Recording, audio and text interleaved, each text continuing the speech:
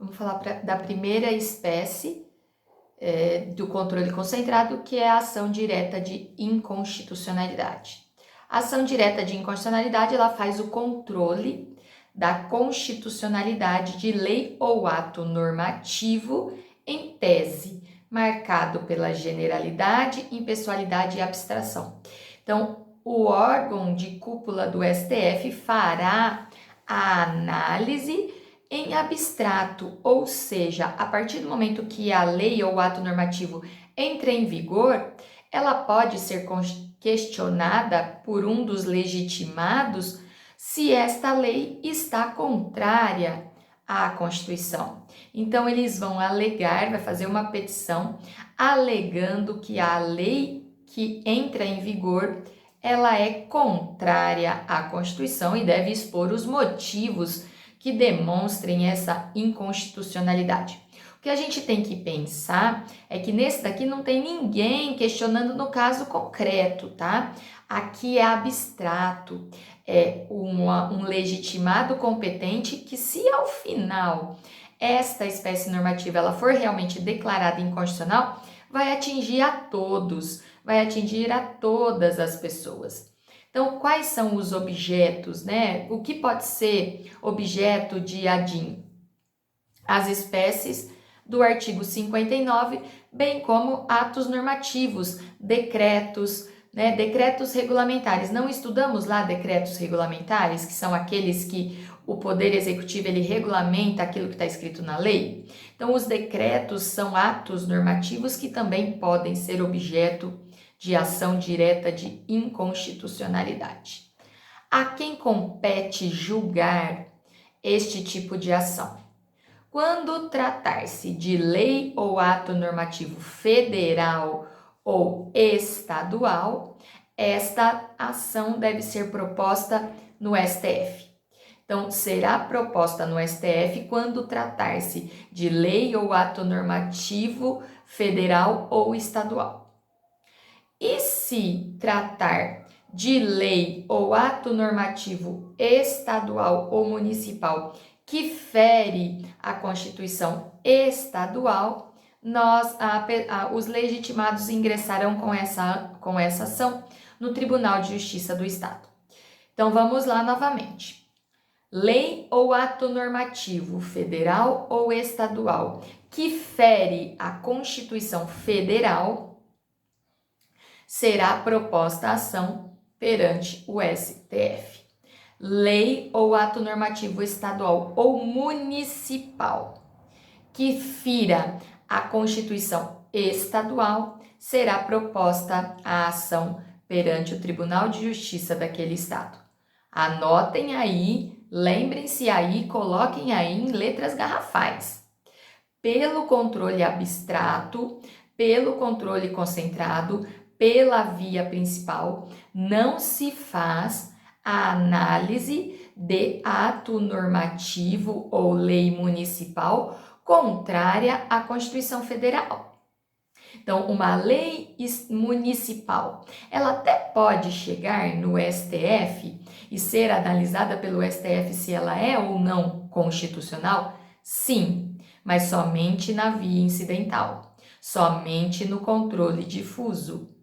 Em abstrato, é normatizado algo no município de Votuporanga, que entende-se que esta lei ela é contrária à Constituição Federal. Nenhum dos legitimados pode propor essa ação perante o STF, porque é incompatível, tá? A lei municipal não vai, pela via de ação, ser questionada a sua constitucionalidade perante o STF. Anotem isso que é importante, certo? Outra coisa extremamente importante é o momento da recepção. É o momento que nós teremos a oportunidade ou não de questionar constitucionalidade de leis ou atos normativos. O marco inicial que uma lei ela pode ser questionada por ação direta de inconstitucionalidade é a promulgação da Constituição em 1988. Todas as leis, e nós temos várias leis que elas foram recepcionadas pela Constituição, ou seja, elas já estavam em vigência antes da promulgação da Constituição de 88. Essas espécies normativas não podem ser objeto de ADIM. Anotem aí, porque nós vamos ver uma ADPF, já vou até me adiantar. Em ADPF isso é possível, você questionar descumprimento de preceito fundamental de lei anterior a 1988, a outubro de 1988. Na ADIM isso não é possível. E isso cai muito em provas de concurso, tá, gente? Então, todas as leis que continuaram em vigor e estão em vigor após a edição, a promulgação da Constituição de 88, elas não podem ser objeto de ADIM, porque elas foram recepcionadas pela Constituição de 88. Então, quais leis podem ser objeto de ADIM? Todas as leis que entraram em vigor após a promulgação da Constituição de 88, que é 5 de outubro de 1988.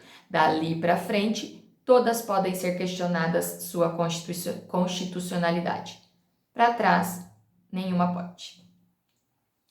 Quais são os efeitos desta ADIM? A ADIM, os efeitos, né? Regra, ela é uma decisão definitiva, quer dizer, ela não tem outro tribunal superior para ser questionada. Aquelas que são propostas é indefinitiva, a decisão é definitiva, certo? Só aquele órgão é que vai definitivamente julgar sobre o assunto.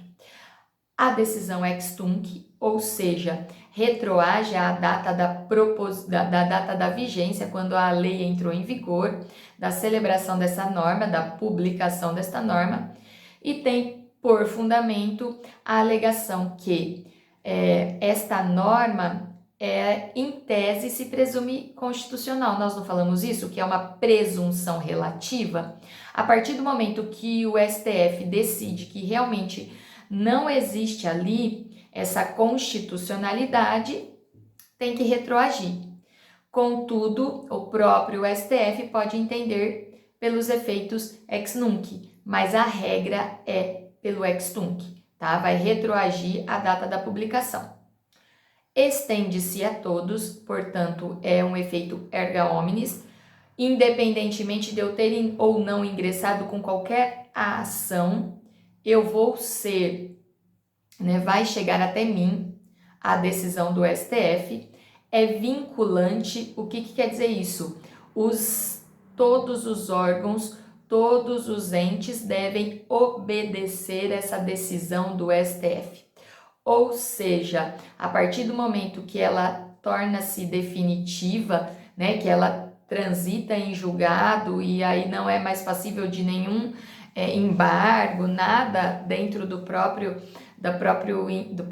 processo, de ADIM, a partir desse momento todo mundo deve ser vinculado a essa decisão, tá? Todos os órgãos do Poder Judiciário, do Poder Executivo devem estar vinculados à decisão proferida pelo STF.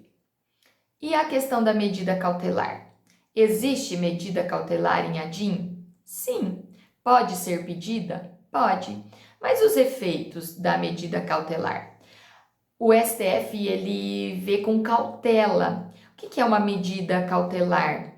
Não sei se vocês já estão estudando, mas a medida cautelar você acaba antecipando os efeitos de uma sentença futura. Você está antecipando os efeitos. Então, quando é proferida uma decisão cautelar, até que não se julgue o mérito, o juiz determina algo em um processo. Quando a gente fala de medida cautelar em ADIM, é perigoso o STF antecipar os efeitos ex nunc. Por quê? Porque lá, ao final, esta norma pode ser considerada constitucional. Então, em sede de medida cautelar, os efeitos que o STF ele vai conceder a esta possível inconstitucionalidade são somente efeitos futuros, tá? Então, quando se tratar de medida cautelar em ação direta de inconstitucionalidade, ela se opera somente dali para frente. Tudo bem? Ao contrário de uma decisão definitiva que vai retroagir a data da vigência da espécie normativa. A medida cautelar ela só pode ser requerida no curso da ADIM. Isso implica dizer que ela é incidental, ou seja, não há aí uma medida cautelar preparatória.